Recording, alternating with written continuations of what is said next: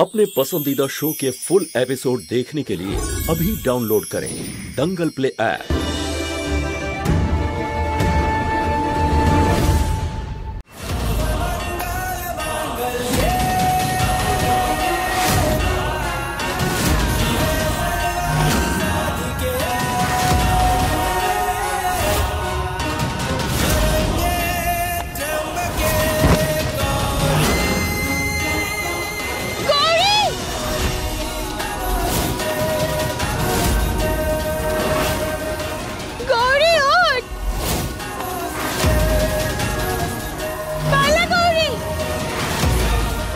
যুদ্ধের সময়ও কোনোদিন এতটা চিন্তা হয়নি যতটা ওই বাচ্চাগুলোর ওখানে পৌঁছানো নিয়ে এখন আমার হচ্ছে। হে মহাদেব, হে মহাদেব, ওদের সাহায্য করো।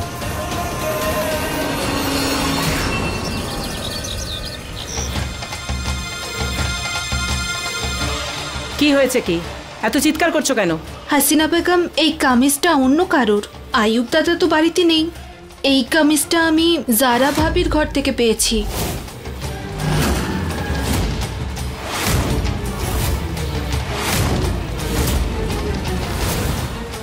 জারা, এই পোশাকটা কার? এই কামিজ? আমি জানি না এই কামিজটা কোত্থেকে এলো। ওখানে কি করে? তোমার আর কোনো কাজ নেই, এখানে যাও। এক পর পুরুষের কামিজ তোমার ঘরে কি করে এলো জারা? আমাকে জবাব দাও। চুপ করে আছো কেন? আরে কিছু বলছো না কেন? জবাব দাও।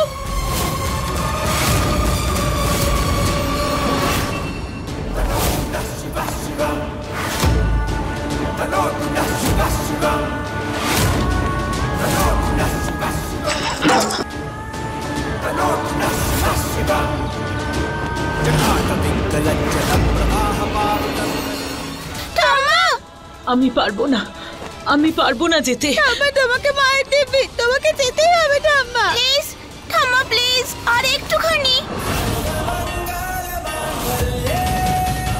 মনে হচ্ছে ওরা ধরা পড়ে যাবে। 2 মিনিট শেষ হতেই চলেছে। জবাব দাও জারা, কার এই পোশাক? আমি সত্যি জানি না এটা কার।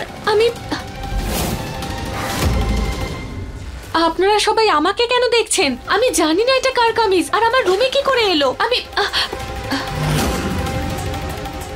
আমার মনে হয় এটা কারো চাল। হ্যাঁ, আমায় ফাঁসানো হচ্ছে সব। সত্যি করে বলো, কে এসেছিল এখানে?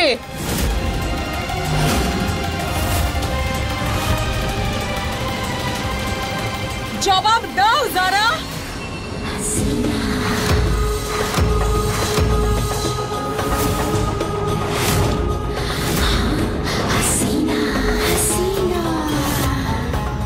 আমার বউয়ের তরফ থেকে এরকম বদ চলন আমি পছন্দ করি না।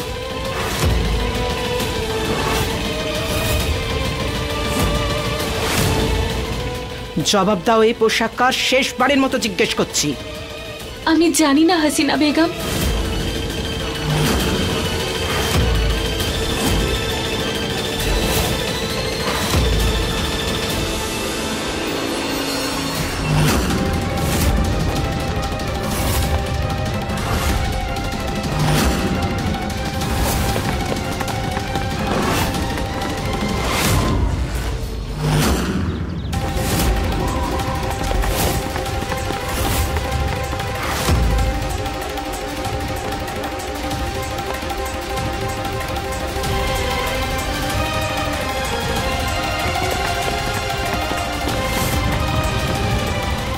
ধরা পড়ে গেছে ওরা, আর মিস্টার ফোর্স তো এসে গেল। এবার কি হবে? কৃষ্ণা, তোর এই আইডিয়ার জন্য আমরা বেঁচে তো গেলাম, কিন্তু বর্ডার ক্রস কি করে করব? করতে হবে গৌরী, ফিরে যাওয়ার তো কোনো আর অপশন নেই। আর মাকে ছেড়ে আমরা ফিরেও যেতে পারবো না। দেখ, চতুর্দিকে আর্মির লোক, আমার মনে হচ্ছে না আমরা পারবো। ঠাম্মা, তুমি এরকম বলো না, আমরা সবাই একসাথে যাব।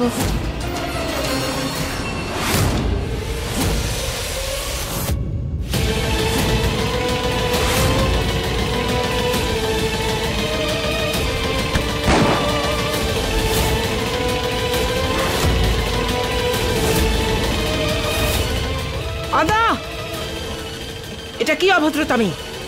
জারার কোনো দোষ নেই, ও সত্যি কথা বলছে, এখানে কেউ আসেনি। তাহলে এই কামিজ কোত্থেকে এলো? তাও এক পরপুরুষের কামিজ।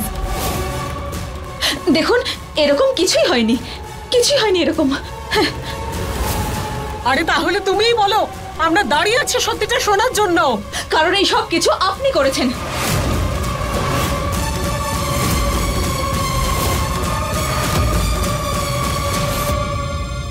আপনি জারার নামে বদনাম রটাতে চান। এটা এটা কি বলছো তুমি? আদা, তোমার মাথা খারাপ হয়ে গেছে? আমরা এমনটা কেন করব? যা ইচ্ছে তাই বলছো। সত্যি কথা বলছি আমি। আপনি জারার থেকে বদলা নিতে চান, সেই জন্যই করছেন না আপনি এইসব। এমনটা কিচ্ছু হয়নি। আমি জানো এই আদা তো যা ইচ্ছে তাই বলছে, আমি এরকম কিচ্ছু করিনি। সাবিনা, এটা কি করছো কি তুমি? আমার বাড়ির বউকে বদনাম করতে চাইছো তুমি? এইসব করে কি পেতে চাইছো কি তুমি শুনি?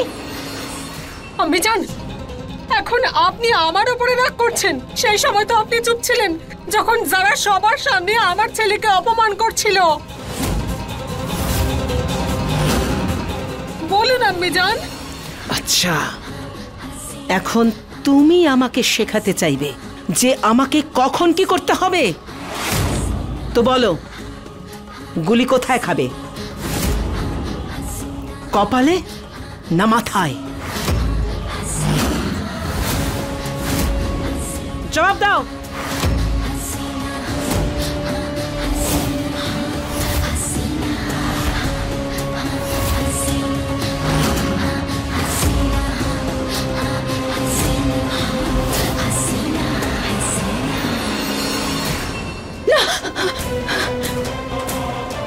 আদা, তোমার কি সমস্যা যে তুমি সব সময় সবার মাঝখানে চলে আসো? ওনার রাগ করা স্বাভাবিক। আয়ুবের আম্মি আর যারা একসাথে মিলে শোয়েবের সাথে খুব অন্যায় করেছেন।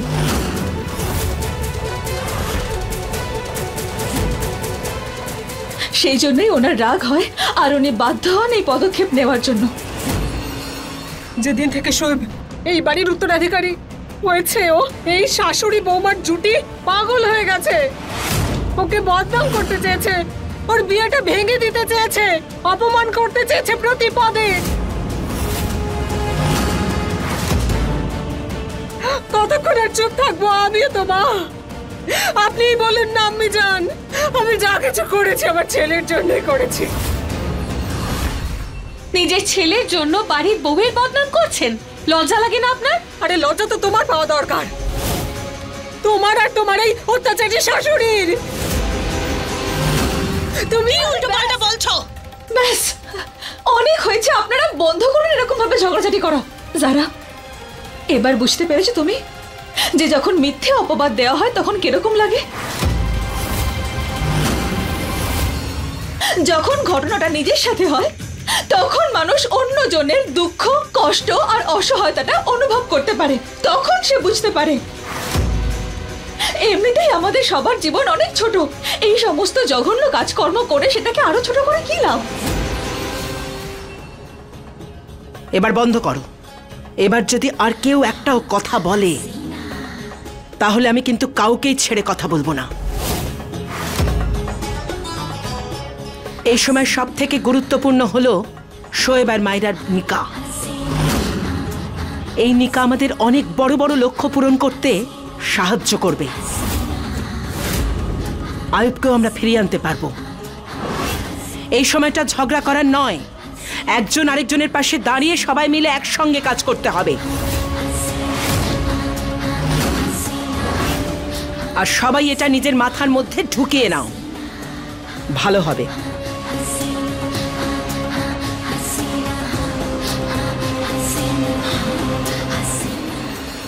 সাবিনা, আমি জানি সামনে মিথ্যে কথা বলতে লজ্জা করলো না তোমার? কেন লজ্জা পাবো? তোমাদের অত্যাচারের সীমা দিন দিন বেড়েই চলেছে। চুপ করো, তুমি চুপ করো। আরে আম্মি জান, আম্মি জান, শান্ত হও তুমি। কি হয়েছে? আমি তোমাকে ছাড়বো না। আরে থামো তুমি, চলো।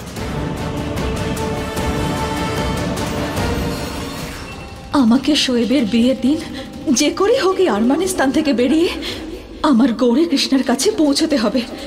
এই শিব ঠাকুর আমার পাশে থেকো।